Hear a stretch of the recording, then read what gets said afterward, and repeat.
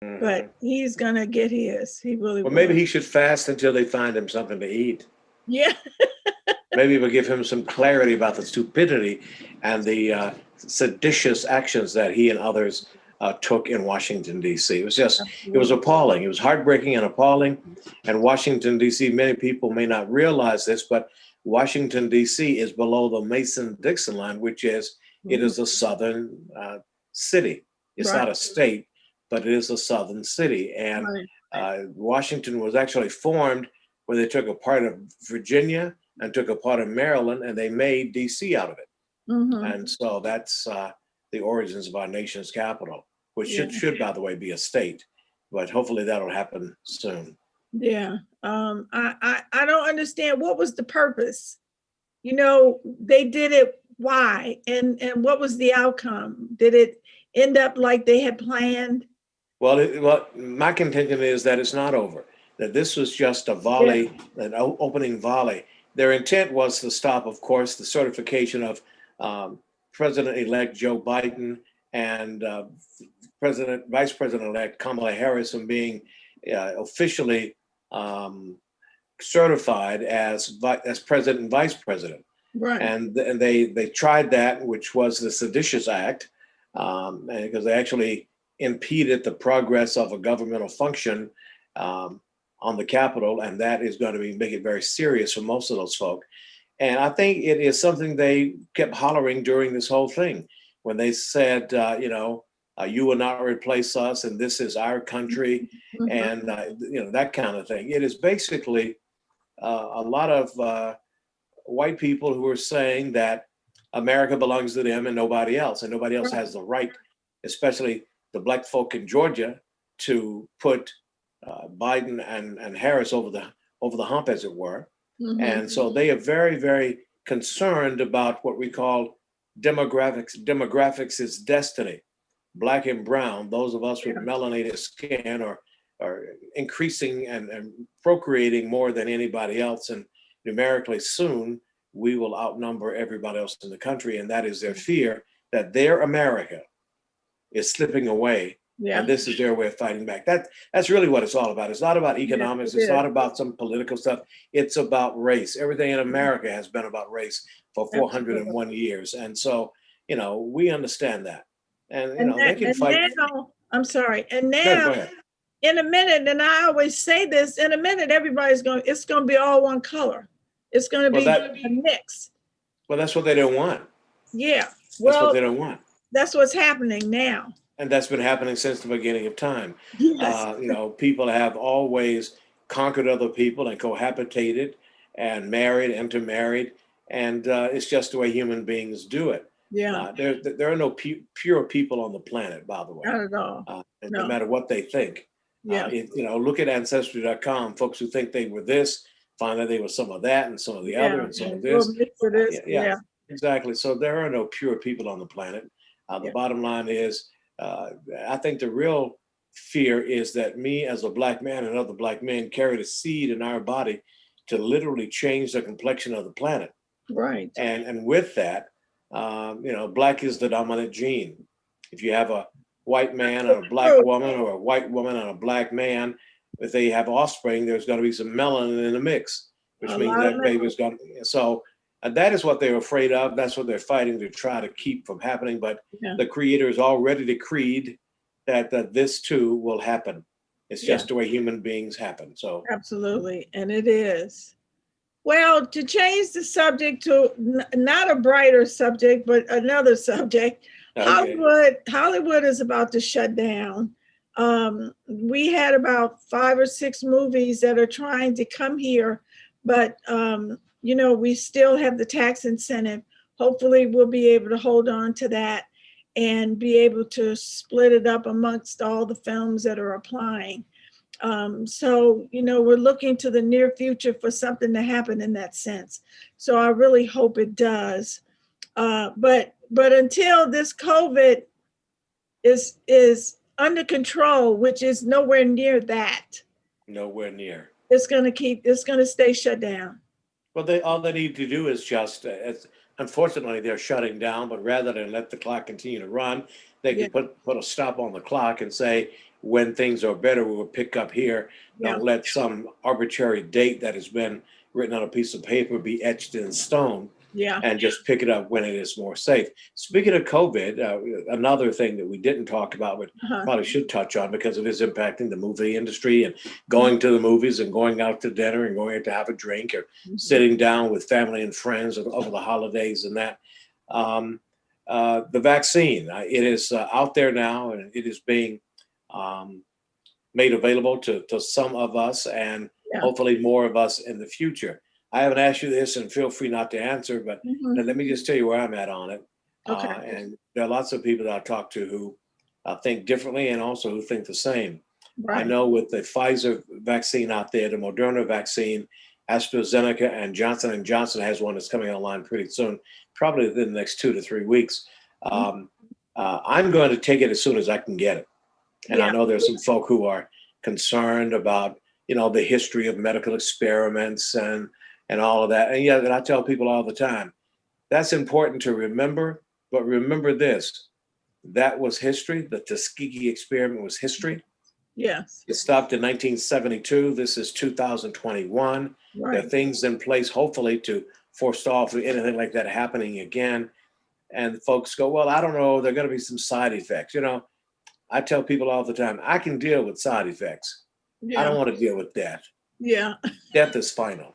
That So, makes a lot of sense. I can go take a Tylenol for a sore arm, Yeah. but Tylenol not going to help me if I'm buried 6 feet under. That's why Yeah. I'm going to keep my six foot distance, so I don't have to be buried 6 feet under. And I know there, as I said, Makes a some lot of historical sense. reasons folk don't want to take it, but Yeah. I'm going to get it as soon as I can, as soon as I can get it.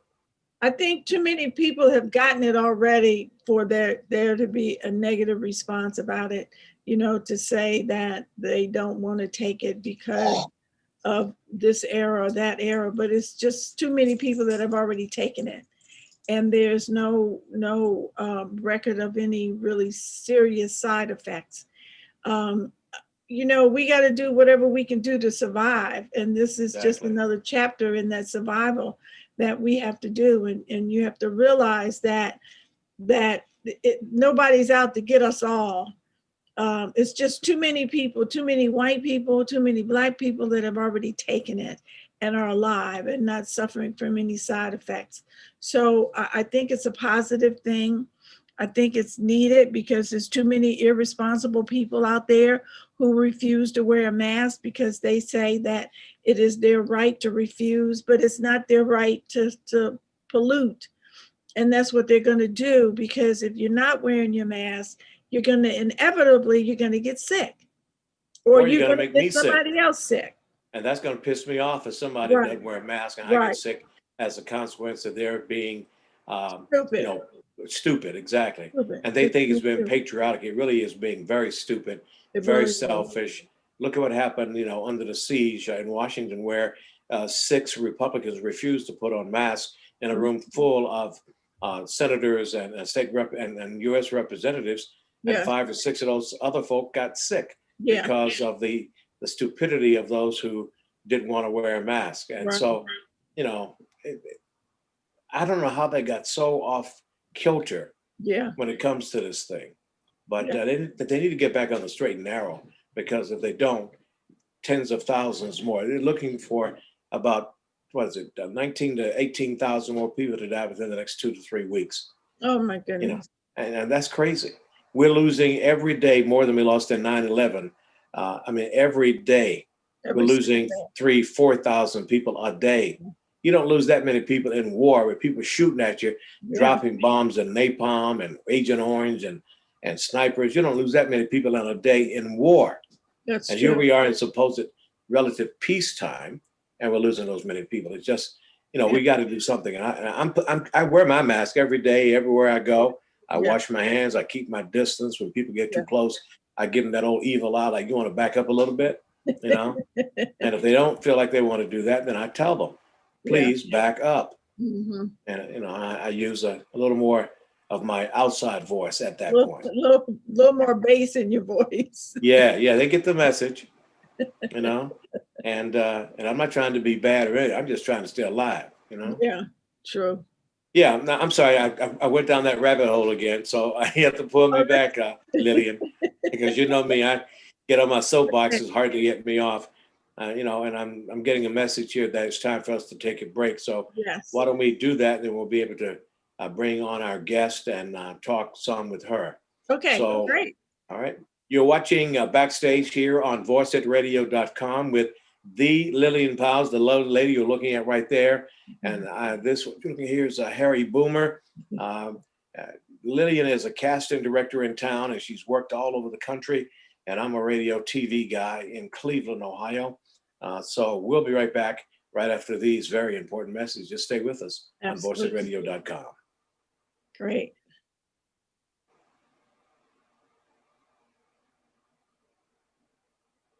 Okay.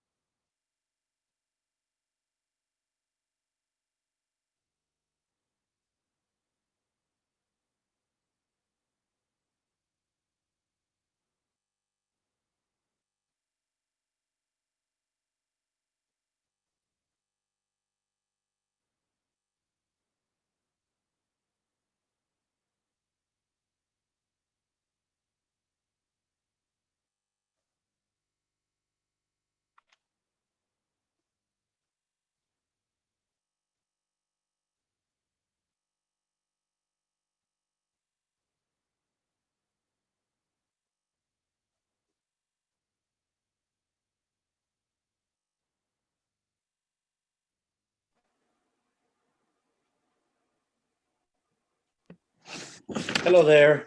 I think we're back, Lillian. Yes. Back from the commercial break.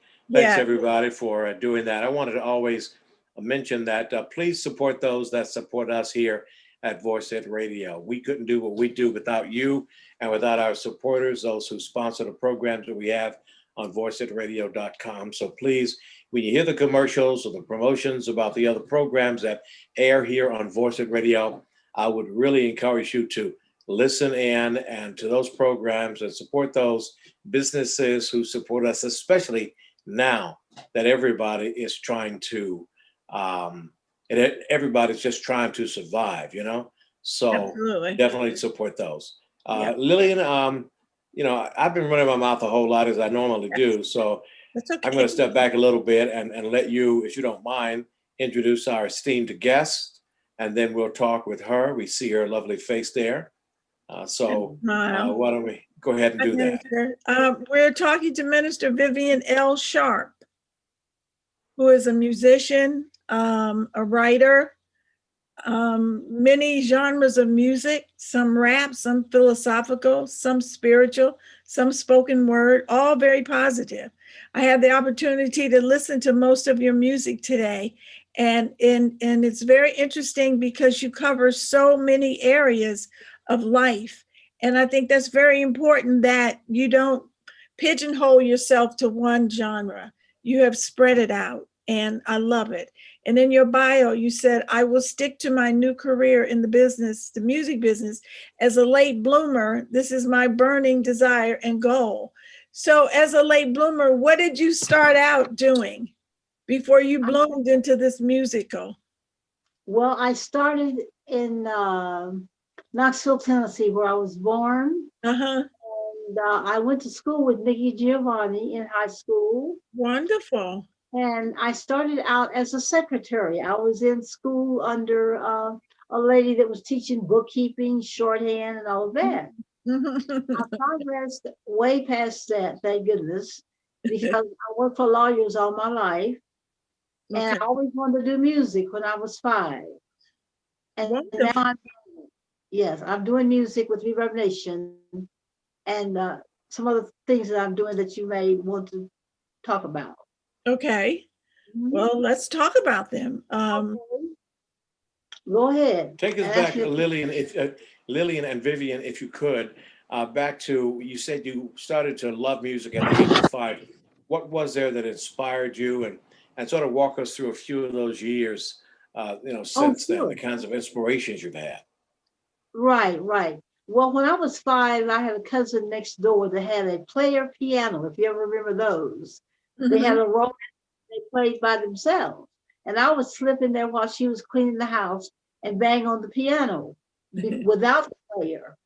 And then my friend would come home from her piano lesson up the street, and I would go up there and play by the numbers. They had numbers for the keys, and Mhm. I would play that.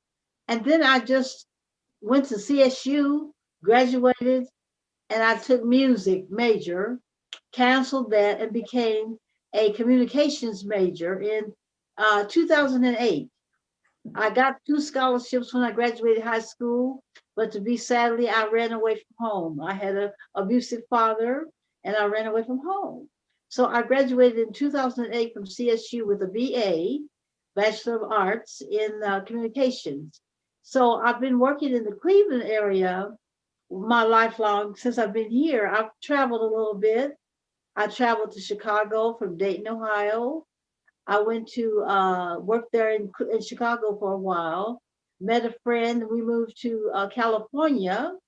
And California in San Bernardino, I joined the Air Force Reserve. And that's a good story because I didn't want, I was like Gomer Pyle. If you know what Gomer Pyle was like, he just wasn't ready for that. And Yeah. but the lady set back the girl who was the guide on, the one that leads the flight.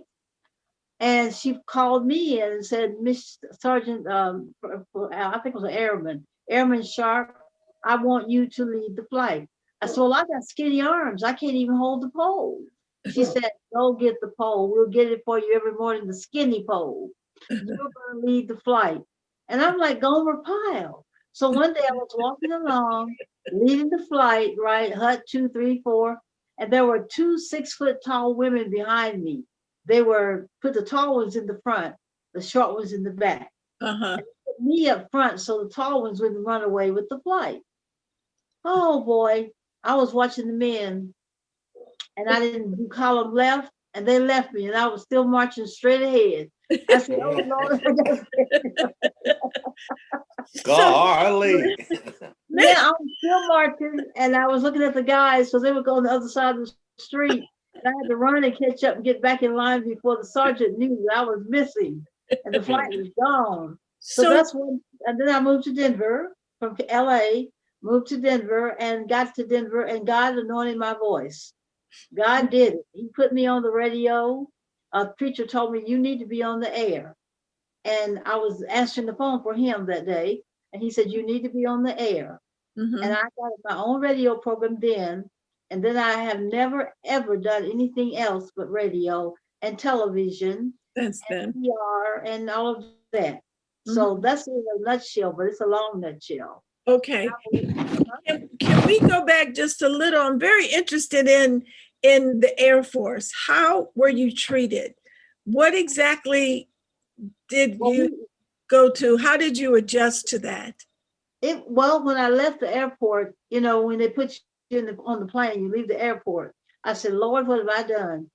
And because he said, "Collar forward hut," and everybody was dragging their suitcases and all these clothes they brought. And I just brought one because I knew not to do that. And Uh-huh. I handled it very well. Actually, it was a very good. I went there for discipline. I wanted to have more discipline, and Uh-huh. I learned discipline. I learned to live out of a little tiny closet.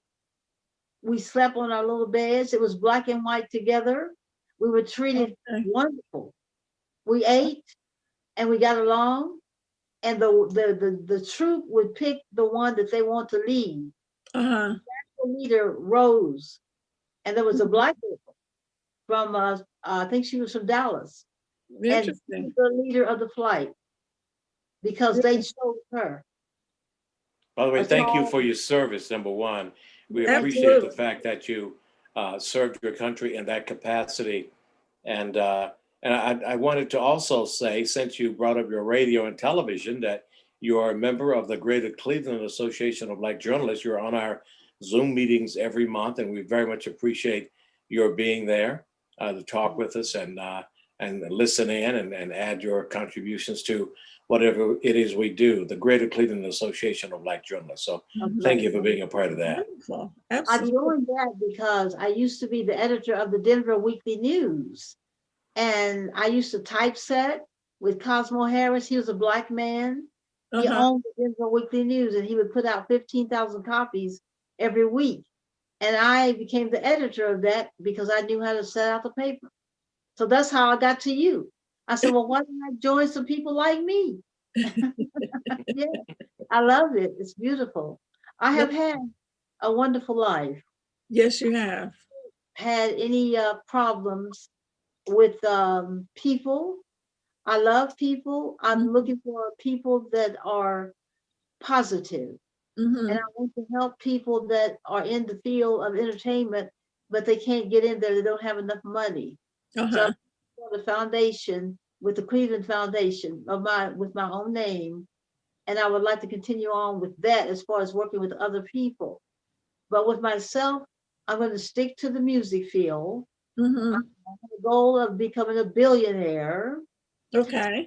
I read Think and Grow Rich, and I read Laura Langmeyer, Mm-hmm. and I listen to Oprah. So I'm number one in Cleveland now on my stats with Reverb Nation, and I'm number 300 around globally. So we have 4 different stats: local, regional, national, and global. And Mm-hmm. I'm number one in the area that we are in now with the Okay. 7. Congratulations on that. Yeah. So can you explain to our audience what the reverberation is, what you're Oh, talking yes, about? yes.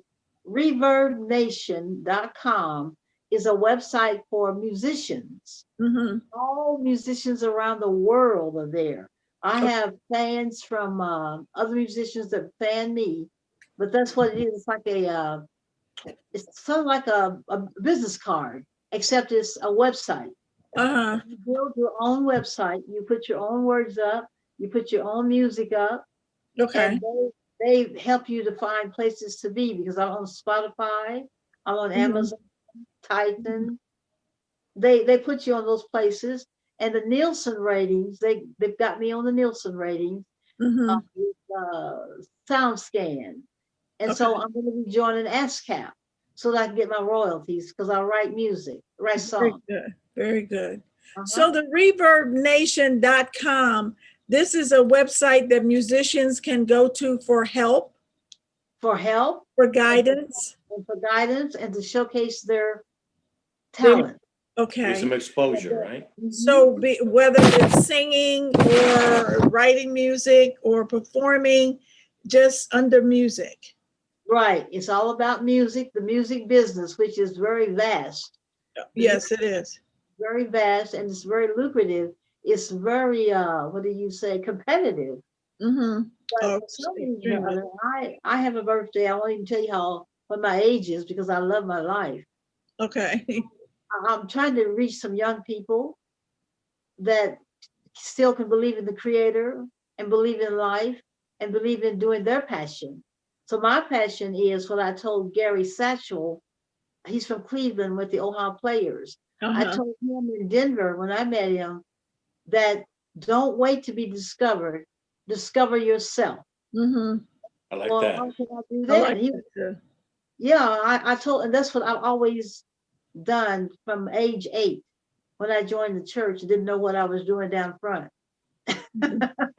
But that's what I've done. Anything you want to ask me, I don't want to take up, you know. No, I mean, we're Oh, here to no, hear no, what you have to say. And one of the things, since you brought the church up, I'm a PK myself, a preacher's kid. And Yes, one of the things that I wanted to find out is, you are also a minister. So when did you get the calling? When did you make that transition from secular to religious or spiritual, whatever right. way you want to term it? And how has that informed and influenced your life and your music? Well, I'm going to show you something. I brought it here so you can see this. Can you see this right here? yes. That's a bottle of mustard seeds. When I Okay. found a Okay. mustard seed in the yard and on the street where my grandmother raised me in Knoxville, in Vestal, a little community called Vestal, I found a little locket and they had a little round thing in it. And I asked my grandmother, "What is this?" It was beautiful. And she said, "That's a mustard seed." And she said, "If you have the faith of a grain of a mustard seed, the Bible says you can move mountains." So that's been the stem of my life. My mother died when I was 13, and my grandmother has raised me. So I have that faith in God that no matter what happens, He's going to take care of me. And as I have always said, He takes care of the birds. When I needed food, 2 people called me and offered me food and brought it to me. And I didn't even know that they were even thinking about me that day. But I told my son, I said, we got to get some bar alone, get some more food. And they brought me 7 bags of food. So see, and then God saved my life. God saved my life. I was in the hospital with sickle cell trait, and I Mm-hmm. was there for 30 days. And the doctor said, and my excuse expression, this urine looked like cranberry juice, and I had no pain. I was walking around talking to everybody. And here's what happened. God gave me something to tell the doctor. The doctor said, let's try and put water in your veins and unclog the sickle cell. So they make log jam, like a log jam. Uh-huh. Mhm. I told him, what's the side effect of that? He said, well, you may have diffuse clotting and you may die. I said, well, if I need that much water, I can drink it. And you know what? That was directly from God because he said he thought he was born from Lebanon. He said that was in Dayton, Ohio. He said, well, let's try that. He said, you drink a 8-ounce glass of water every 5 minutes for 4 times. The little cups they have in the hospital. Uh-huh. Went to the ladies' room, clear as a bell. 30 Wow. There days you go. cranberry juice, like that. God did it. And I have never had any problems since when I first left first left San Antonio, Texas, and went into the high altitude. I wasn't supposed to be there because I have sickle cell trait. And you can't breathe very well when you first go. And I told the infirmary, I said, look, I got sickle cell trait. I'm hemolytic again. And if I fall out, just give me some water.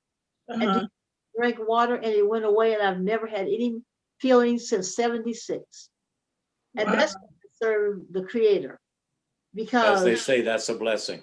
Yeah, my grandmother taught me, and I joined the United Pastors in Mission, and they started calling me Minister Sharp, Miss Reverend Macon out in Oakland Village. I joined that group of ministers, 200 ministers, and they come meet every Tuesday at 10 to 12.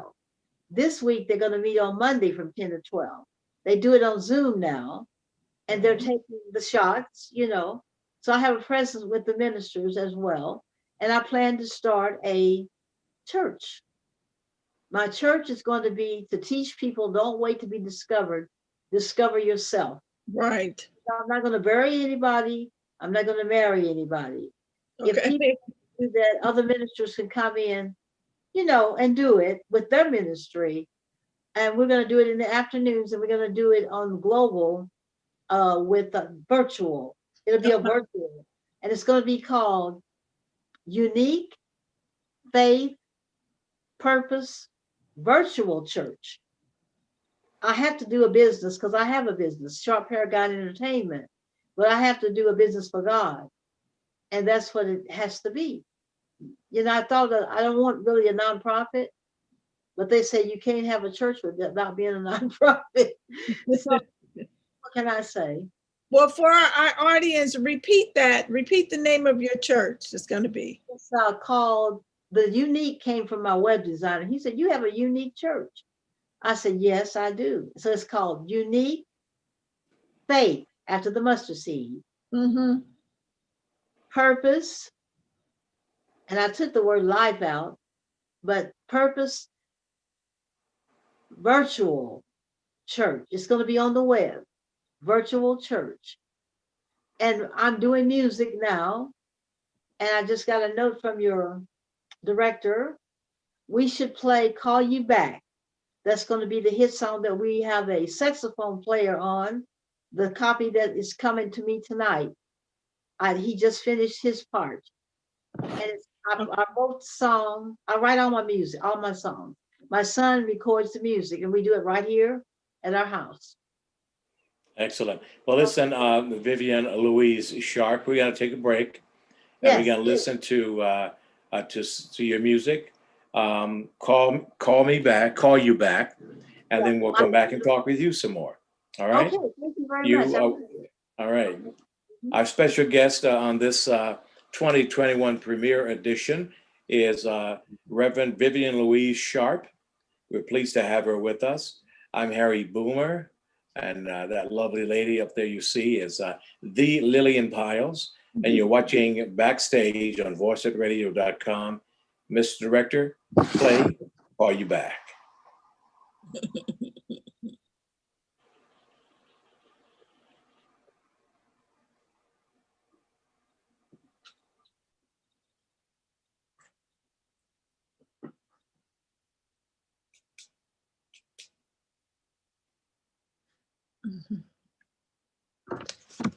That is a bad timing.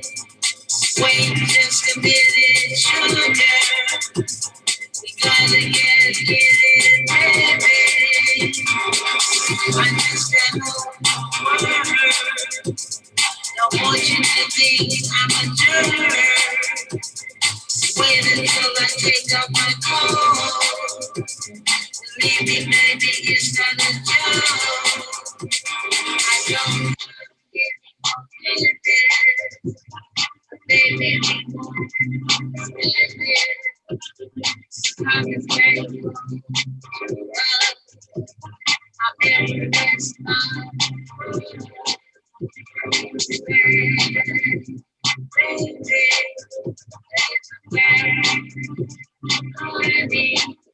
It's a spirit, children. We gotta get in, baby. I want you back, baby. That is a bad honey. When you're so good, sugar, because we can't get in, baby.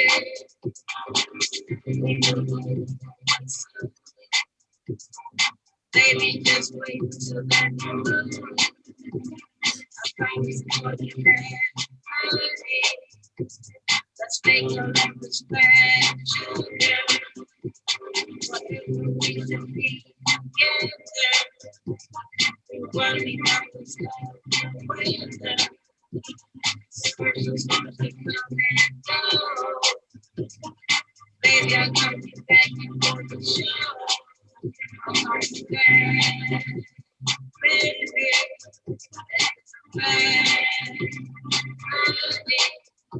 inspiration for a minute. Going to get it. I'll come back. Baby, don't want you to think I'm a jerk. Wait until I take off my clothes. Believe me, baby, it's not a joke. I don't have to get you for minute. I'll call you back, baby. Sad is a bad honey.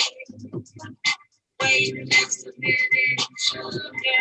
Let me know you get it, baby. Wait, be patient for a minute.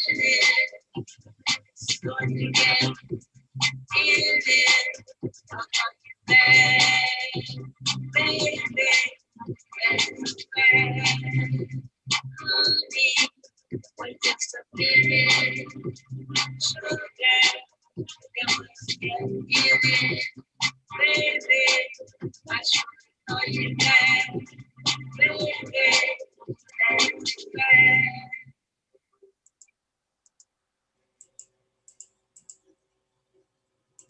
Hello. I seem to be blank and now.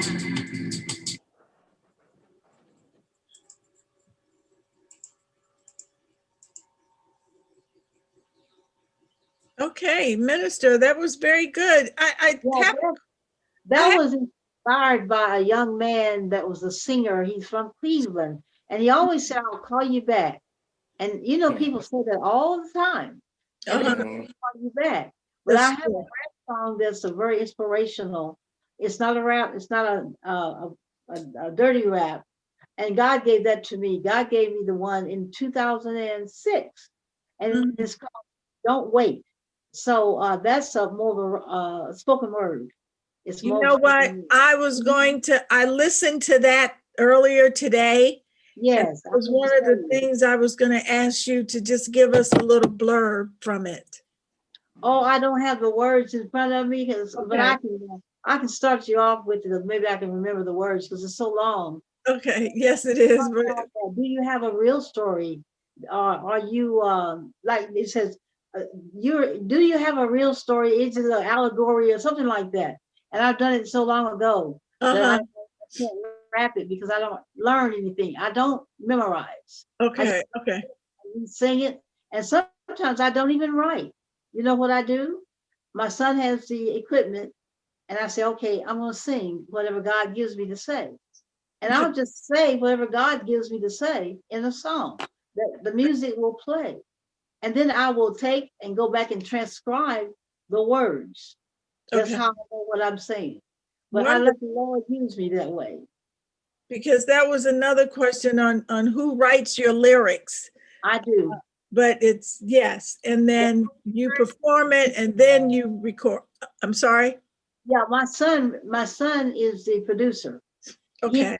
music. He makes all the music. He's been studying music ever since I gave him a little ukulele. He Uh-huh. self when he was 4. I gave him the ukulele, and my other son, I have 3 sons. I gave him a piano. And Anthony, he calls himself New Maniac on SoundCloud. Okay. He has his own website, and he does all the music. And people get beats from him, buy beats and things from him. Mhm. Does that for me. And so when I moved him up here from Knoxville, I work with him. He's my producer, but he writes all the music, all the Keeping music. it in the family, huh? I love it. Yeah, Right. yeah. One stop shopping. And from that, Absolutely. been doing it for 20, 30 years.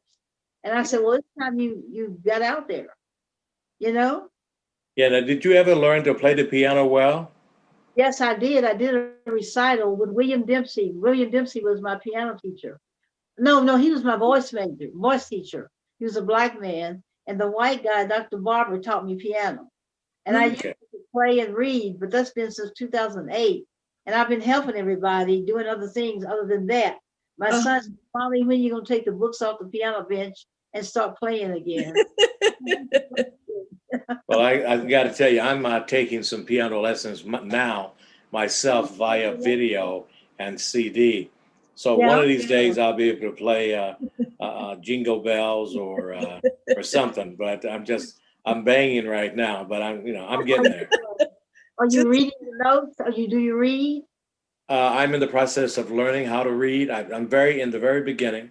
I'm not trying to be a concert pianist. I just want to sit down and play some songs that I like. I'm learning chords and rhythms now, and uh-huh. the every good boy does fine and face Right. and all that good stuff. So, I'm going over and over and over it again, and I'm glad I can do that because I can just stick the CD and hit play or Yeah. whatever else, play again.